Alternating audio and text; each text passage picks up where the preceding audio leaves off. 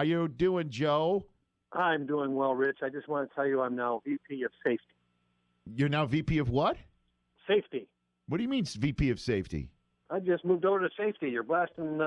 Oh, I got it now. I'm like, well, wait a minute. I'm like, now you're in charge of security too? My goodness, I didn't even know that. You're too valuable to be moved out into a new position, Joe. You're way too valuable here. Well, I'm no cornerback, that's for sure.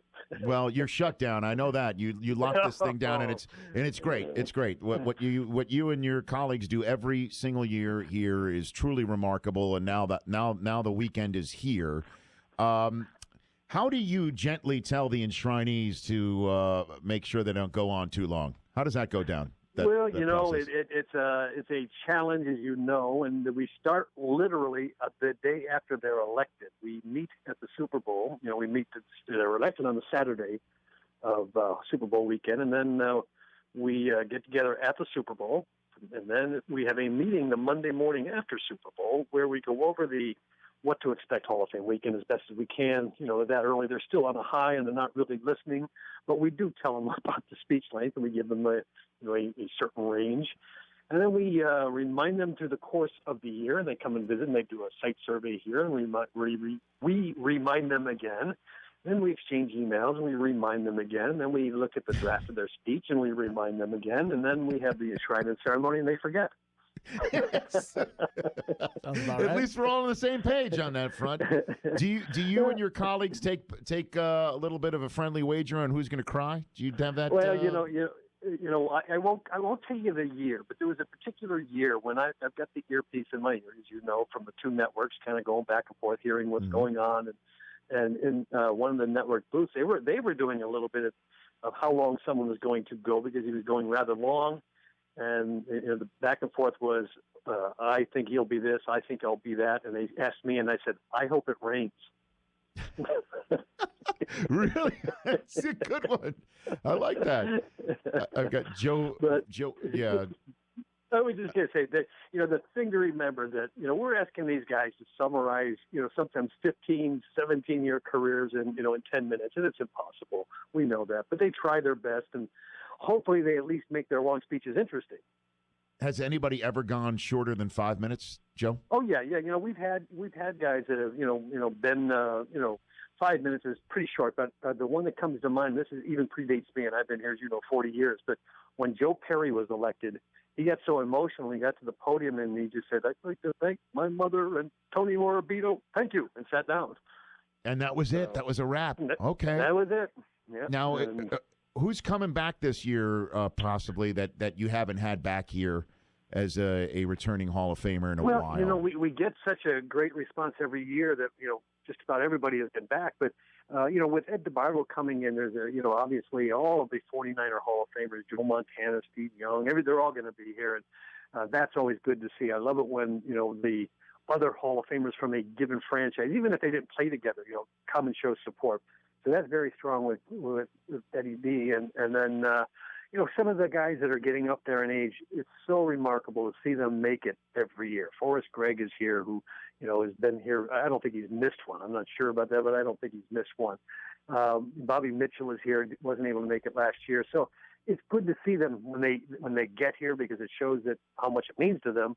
But it also, I think it revitalizes them. So many of them, I hear from their wives and saying, they look so forward to it every year, and they're so happy for a long, the glow lasts for, extended periods of time afterwards. So that's really what I like seeing. And so how is Favre going to transform this town? Because he displaced me from the hotel I normally stay at for the last 12 years, Joe. Well, you could have bunked up, there's big rooms, but it's possible. This is a Canton and Green Bay are often compared, the two little cities that couldn't, that they both did. So everybody here has a special fondness for Green Bay to begin with. And, and they have the history and heritage of being a longtime member of the NFL since 1921, which, Canton relates to. So it's already a given that they love Green Bay. Brett Favre, however, transcends all of that because of he is just such a down-home guy that who doesn't like him. So it's all good. I think that you're going to see, kind of like we did with Jerome last year, we had a lot of the Pittsburgh folks come down, a lot of, gold and black in the audience, so you're going to see a lot of Green Bay in the audience as well, and it'll be a Brett Favre night. So then, what's that purple piece of cloth that's in his locker in the museum, Joe? You got to bring up all these things every year. You find something. As a museum, as the historical repository of the game, we don't select which team a player breaks a record with. He breaks it with the team he breaks it with. Mm-hmm. That's not up to us. So when we display all of the artifacts that we have from Brett's career, in which he has broken many records, we try to show everything. So in the display where we're displaying a lot of Brett's Green Bay Packers stuff, there is also Minnesota Viking jersey, which he wore when he set one of his records. Yeah. Okay. We have Orlando Pace. We got All-Star Game jerseys in there. It really is kind of trying to get a real good balance and demonstration of how we record everything. That's why I don't see a Jets jersey in that locker for fun. Essentially, we have Joe Namath's jersey on display right now as we speak. I'll take it. In our Hunt Casterline Pro Football Hall of Fame football card exhibit. Ah, fantastic. Last question for you, Joe, the Executive Vice President of Museum Selection Process, Chief Communications Officer of the Pro Football Hall of Fame. Can I be +2 for tonight's jacket dinner? My two Chris's, they're in town. They're right here. They're on mic right now. I know it's a late ask. As long as they wear socks, they are invited. Law, do you understand why you need to step your game up? You represent the Rich Eisen show. You don't need Joe Horrigan giving you grief like that. Is that all right? No, it's a fair point. It is hot and humid here in Canton. I had the dogs; they were barking, so I let them breathe, and it wasn't the proper venue. Joe, can we leave socks at will call for Chris Law as well? Can we do that? I'm afraid we'd be picking them up after you left town. Good one, Joe. Hey, congrats again in advance on another great weekend, and how much you and your fellow Stark County fellow men and women, how much you care about this is why this event is as great as it is, Joe. Well, and Rich, we always thank you too, but you've been such a big part of the Hall of Fame ever since the network went on the air, and even before with ESPN. But you continue to be, and we love the way you support us and help us and see that gold jacket dinner.